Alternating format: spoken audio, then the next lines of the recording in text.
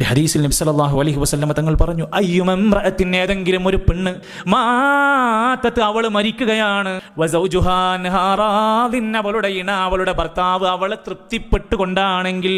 ഭാര്യ മരിച്ച സമയത്ത് ഭർത്താവ് പറയാതെ, ഓ ഒരു വലിയ ശല്യം ഒഴിവായി, ഒരു കൊടുങ്കാറ്റ് ഒഴിഞ്ഞുപോയി, വലിയൊരു മുസീബത്ത് എൻ്റെ ജീവിതത്തിൽ നിന്ന് കഴിഞ്ഞുപോയി എന്നെങ്ങാനും പറയേണ്ടി വന്നാൽ നഷ്ടമായി. ഒരു ഭാര്യ മരിക്കുന്നു, ഭാര്യ മരിക്കുന്ന സമയത്ത് ഭർത്താവ് അവളെ തൃപ്തിപ്പെട്ട് ഇഷ്ടപ്പെട്ടുകൊണ്ടാണ് അവൾ മരിക്കുന്നതെങ്കിൽ, അതേ സമയത്ത് അവരെ പറ്റി പറഞ്ഞല്ലോ, ദഖലത്തിൽ ജന്ന, അവൾക്ക് സ്വർഗ്ഗത്തിൽ പ്രവേശിക്കാം.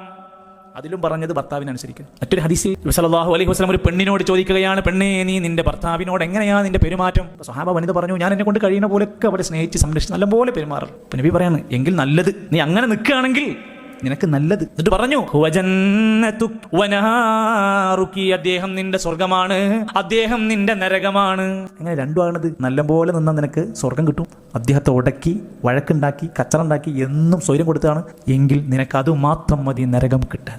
അല്ലാഹു നമുക്കൊക്കെ നല്ല സ്വർഗീയ ജീവിതം നൽകുമാറാകട്ടെ. ദാമ്പത്യ ജീവിതത്തിന്റെ കൺകുളിർമയും സന്തോഷവും അല്ലാഹു നൽകുമാറാകട്ടെ.